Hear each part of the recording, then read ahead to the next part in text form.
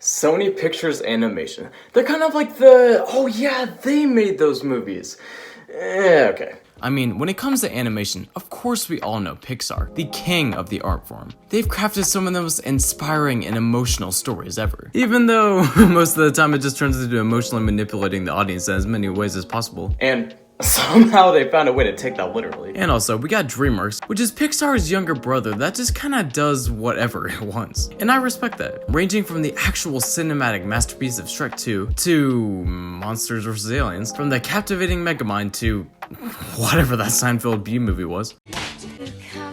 You like jazz? My nerves are fried from riding on this emotional roller coaster! Yeah, I'm starting to think Ken was the most sane person in that movie. And then, also, you got Blue Sky Animation. And even though their movies aren't all that great, we still know them for being the ones to beat that one Ice Age meme baby franchise to the literal ground, and somehow milk 5 movies from it. I'm sorry, okay? Who in the right mind says, you know what I need in my life? Ice Age 5, like what? I mean, for as much hate as Illumination gets, at least their first movie was legitimately fire. You gotta give them that. However, of course, this brings us to Sony Pictures Animation. And, first off, apart from the masterpiece of Spider-Man Into the Spider-Verse, which honestly shocked me that it was from the same company, and I'm starting to assume that they just slapped their logo on it because Sony technically owns them, so I don't really even count it as that, but whatever. Then Sony Animation Pictures is pretty meh. I mean, you got their most iconic franchise, Hotel Transylvania? Alright, a bit of a rocky start, but you know, what else you got? Alright, here we go. Open Season?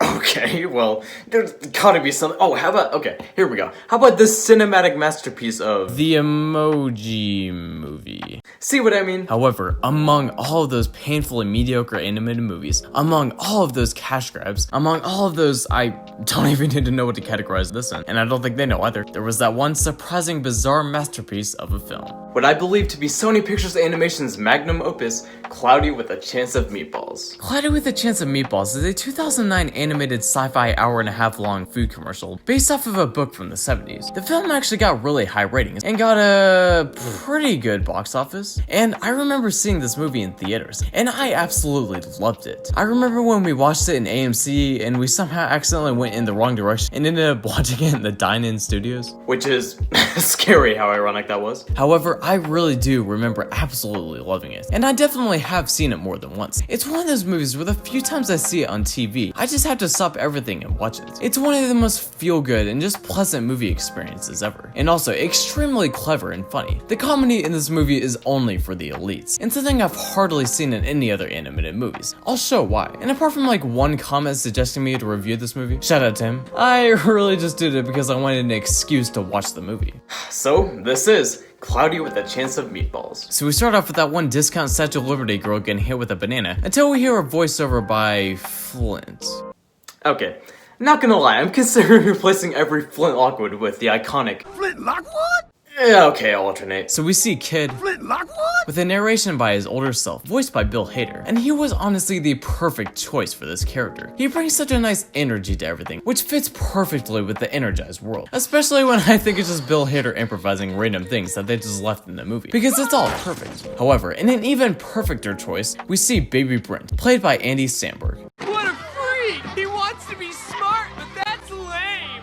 Yeah, you literally couldn't pick a better person. Anyway, Flint Lockwood creates Flex Seal until he gets bullied for it and runs home, receiving a lab coat from his mom to make him feel better. And yes, even though this is a very stereotypical follow your dreams opening, it does it so well with the music. And that lab coat becomes the emotional centerpiece of the whole film. You can really tell his mom loves him so much, which makes it all the more powerful later. After many failed inventions, he shows his town of Swallow Falls, which lives off of sardines. After a Technicolor cyberpunk title intro, which I just love, we get the main plot of the movie, which is Flint Lockwood? invention of turning water into food. And yeah, we never really get an explanation of how we found a way to create this literal life-changing device, but really, I don't care. I don't even want a throwaway explanation. It's dumb, but that's the point. It would honestly be even dumber if they attempted to explain it. It's just a fun idea that's faithful to the source material. Anyway, after this hilariously animated walk, and the first of a plethora of hilarious gags and comedic timing, But I took care of that problem and disposed of them. Billy, just play dead. God, I love this movie. But his dad doesn't approve of his invention and puts expectations on him to get a normal job and work at the tackle shop. And let's just talk about the dad for a second, mainly in the design. Most of the design choices in this movie are cool, but nothing groundbreaking. Flint's Squidder nose is unique, yeah, but they really only just made that so it would be unique. But with the dad, they did these designs on purpose, and it really helps. First off, what is the main thing you notice with him? That's right, his extremely bushy squillium unibrow, which only decreases any sense of relatability or personality, as it completely blocks his eyes. So Flint Lockwood is never able to see eye to eye with him. Well done. Then we get this bombshell. It had been almost 10 years since Mom died. You know, it's kind of funny how much that huge expositional line contrasts with the extremely subtle way of storytelling with the eye thing. But I guess everything in this movie just found a way to be funny to me, whether it was intentional or not, so I can't really get mad at it. Anyway, the big sardine land, crabby land thingy. Yeah, I don't know why all my references today are SpongeBob related, but it kind of fits. Flint Lockwood? Runs into the absolute best character of the movie, voiced by Mr. T himself, the cop. I mean, what else is there left to say? In just any matter of 10 seconds, we get 2 more amazing gags with perfect comedic timing. You see my beautiful angel son, Cal? Oh my gosh, a jaywalker. Hey!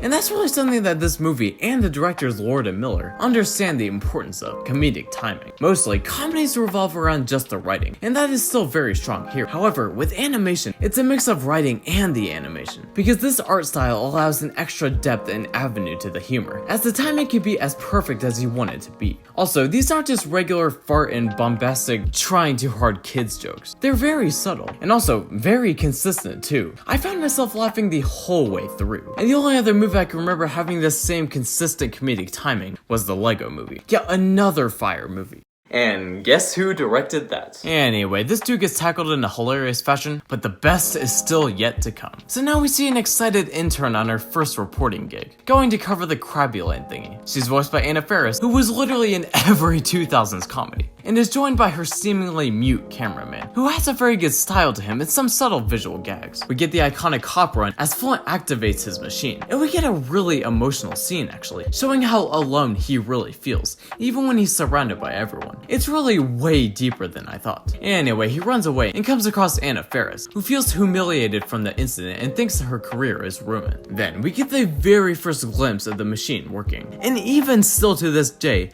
just always getting chills from this scene. It just slowly builds on you into one epic moment. And it's made even funnier now that this is only the second time Bill Hader has had to do this.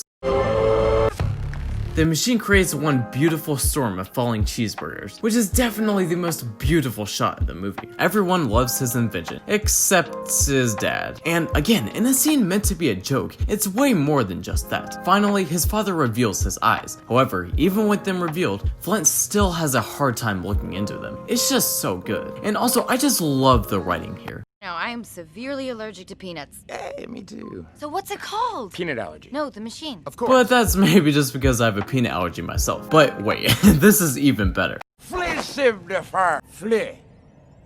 Son. The first. I mean, come on, is that not funny? Because it is to me. Literally, writing this script right now, I can't really skip ahead too much in the movie or else I'm gonna miss another funny moment. There's just so many. And then we get a stereotypical cat video distraction. However, this was at the golden age of YouTube, so I can't complain. Then we get a really nice montage which just makes me hungry every single time. And animated food already looks way better than real food too. And also you can't forget this gem. Avocado. I really want to know who did the voice work for that iconic line because I want an autograph. After what in the Dr. Seuss is going on here, we see that the mayor wants to work with Flint to rebrand the town. And a great delivery by Bill Hader. It's me, the mayor. Oh. Okay, I know I've stopped so many times to show my favorite moments, but they're just too good not to show. And in a more serious scene, we see his father. While the whole town is rebranding and evolving, he's still holding on to the past. And you can really feel for him. The cop gives Flint a request, and we get an amazing parallel between the cop and his son, and Flint and his dad. The cop tells his son he loves him every day, to the point where it just becomes a whatever thing to him. Which is exactly what Flint has always wanted, just to hear those words. And also we get another iconic line. Strawberry's my favorite. Again. And also, whoever animated this live needs a raise. Okay, I'm sorry for stopping so much, but in basically every other frame, there's something funny to see. But I'll try to keep going. Or else we're about to have a 30-minute video on our hands. Wait. I I spoke too soon. Everything about this scene is just amazing. The shaky cam, the way that girl falls over, it's just so good. Alright. Starting now. I'll try. We get a beautiful autumn aesthetic with a giant jello castle. And this scene is great for that classic love story scene. You know, in Superman, he can fly, so you might as well take advantage of that and create a sweet moment. But here, he can make any food he wants, and they create a really nice and sweet, pun intended, scene for them to bond. Anna Faris explains that she used to be a nerd and took off the glasses so that she would never be made fun of again. And I know I said I was going to try and keep the stopping to a limit, but this leads to one of the most clever and well executed jokes in all areas that I have ever seen in any animated movie. Whoa. What? This movie's amazing. Flint and his dad go to a roofless club, and okay, why do I even bother at this point trying to limit the absolutely absurd yet hilarious scenes? Roll the file footage. I mean, like, what the heck? Who comes up with this stuff? Flint tells his dad that he's going to do the ribbon cutting at the town's grand reopening. However, of course, he has something to question and criticize him on, because he has a hard time accepting that his son is being who he is, and isn't following the expectations put down on him. And all Flint ever wants is to just feel accepted, and to make his dad proud the same way he made his mom proud. It is just so powerful. His dad walks away until... Yeah, I bet you forgot I was still doing that. Comes across giant glizzies. I am very ashamed of myself that I just used that word, but we both knew it was coming with this movie. Anyway. The machine is overloading and creating massive versions of the food. However, Flint finally gets the spotlight. Finally, people love him for who he is. That is, except for one. A spaghetti tornado cuts things short though, and it finally does start to rain meatballs. We get a cool long shot of him traveling through the storm, and I also love this moment. Oh, Sam, hey! We love a good storm over here, but you look like a nerd. That was just the first wave of food, as Flint hides because he feels that he let everyone down. That is, until he finally gets accepted for who he is, showing that his dad has been watching this whole time, and he's proud. He always has been. We get epic build-up music as he attempts to stop the machine, along with the perfectly casted Andy Samberg character. They make their way into the machine, and we get an awesome evacuation scene. They fight their way to the center, however, she gets cut by peanut brittle. Flint has to go in alone to the main core, as well as an awesome fight scene on the side of the ship. Finally, Flint's inventions that they showed in the beginning are put to use, and he saves not only the town, but the whole world. His dad finally says out loud how much he loves him, and we get a great 2000s end credit pop song.